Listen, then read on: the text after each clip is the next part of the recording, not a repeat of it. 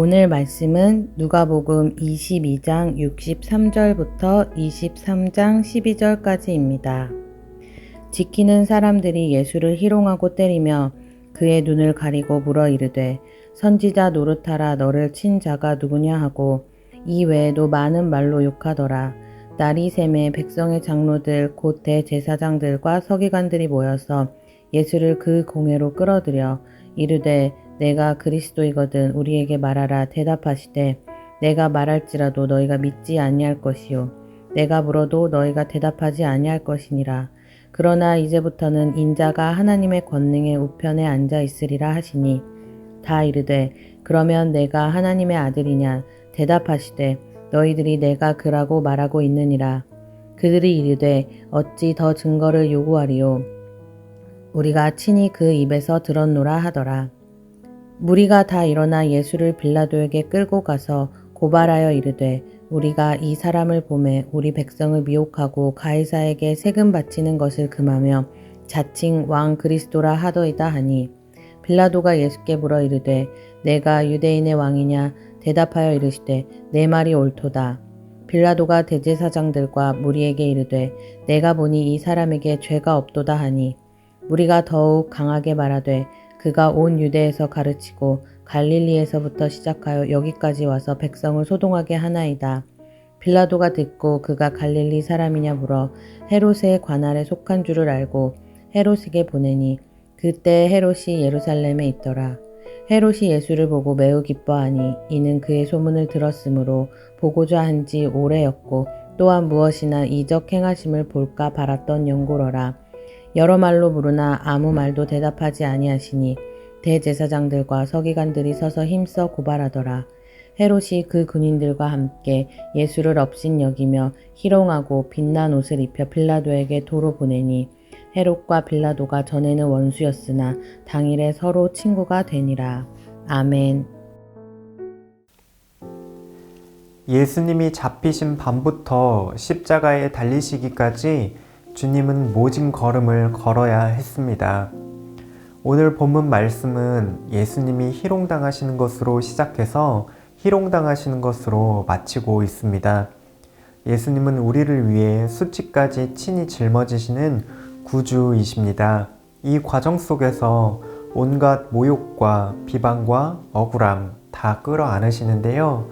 모욕하는 사람들은 예수님을 향해 질문을 던집니다. 이 질문들은 수치를 당하시는 주님이 참으로 누구인지를 잘 보여주고 있습니다. 사람들의 이해와 예수님의 대답 사이에는 사뭇 차이가 있습니다. 하나님 나라 안에서 예수님은 어떠한 분으로 우리를 위해 수치와 고난을 당하시는지 함께 묵상해 보도록 하겠습니다. 첫 번째, 군인들은 예수님을 희롱하며 때립니다. 눈을 가리고 선지자 노릇을 해보라며 누가 때렸는지 맞춰보라 조롱합니다. 예수님을 향해 참 선지자인지 질문을 하고 있죠. 세상 사람들이 생각하는 선지자는 자신의 호기심을 채워주고 자신이 원하는 답을 들려주는 그러한 사람에 불과합니다. 그러나 참 선지자는 하나님의 뜻과 그분의 나라를 보여주는 직무를 감당합니다. 비록 그로 인해 많은 고난과 시련이 따를지라도 말이죠. 구약의 많은 선지자들도 말씀으로 인해 고난과 능욕을 받은 것처럼 예수님도 동일하게 고난의 대열에 합류합니다. 따라서 주님이 지금 당하시는 고난 그 자체로도 참 선지자이심을 바르게 보여주고 계십니다. 게다가 침묵하는 주님은 하나님의 말씀이 성취되었음을 분명하게 보여주는데요. 이사야서 53장 7절입니다.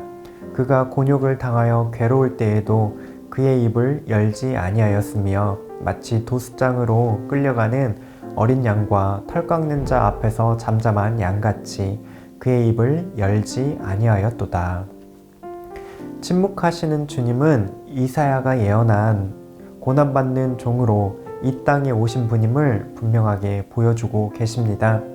주님은 고난을 통해서 하나님의 뜻을 이루시는 참 선지자이자 참 하나님의 종이십니다. 두 번째, 예수님은 대제사장들과 서기관들 앞에 서십니다. 종교 지도자들이 모인 공회 앞에서 질문을 받고 계신데요. 사람들은 예수께서 그리스도이신지 하나님의 아들인지 묻습니다. 그런데 예수님은 살짝 애매하게 답변을 주고 계신데요. 너희에게 말해도 믿지 못하고 너희에게 물어도 답을 하지 못할 거라 하시면서 69절에서 이같이 말씀하십니다. 그러나 이제부터는 인자가 하나님의 권능의 우편에 앉아 있으리라. 사람들은 예수님을 로마의 압제에서 구원할 정치적, 군사적 메시아로서 하나님의 아들이 되기를 원합니다. 하지만 주님께서 이렇게 답을 하신 의미는 이렇습니다.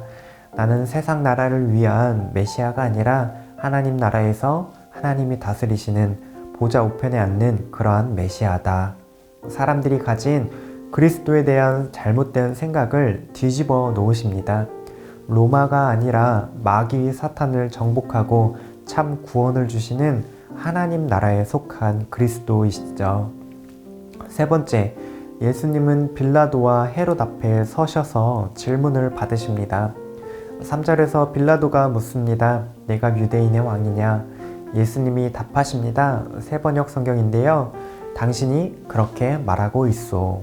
예수님이 또 애매하게 답을 하고 계십니다. 이 대답 역시 앞선 대답과 동일한 맥락입니다. 예수님이 왕으로 오심은 유대인의 왕으로 로마로부터 반란을 일으켜 독립시키는 군사적인 왕이 아닙니다.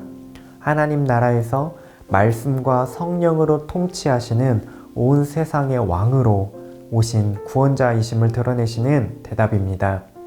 빌라도와 헤롯 모두는 예수님께 폭동과 반란의 기미를 찾지 못하자 죄가 없음을 알고 있습니다. 그러나 빌라도는 사람들이 두려워서 사람들의 뜻대로 예수님을 내어주고 맙니다. 이처럼 주님께서는 고난당하시는 길 위에서 수치와 능욕 가운데 여러 질문을 받으십니다. 질문에 대한 사람들의 생각과 예수님의 대답은 사뭇 달랐습니다. 예수님은 참 선지자요 하나님의 아들로서 그리스도시요 왕으로 오신 진정한 구주이십니다. 그러나 주님은 고난당하시고 수치를 당하십니다. 사람들이 생각하는 선지자도 그리스도도 왕의 모습도 아닙니다. 그러나 주님은 무엇 때문에 이러한 고난과 수치를 당하셨을까요? 세상을 구원하기 위함입니다. 우리를 위해 대신 고난당하심은 우리가 세상에서 고난당할 때에 구주 예수님을 의지하도록 하기 위함입니다.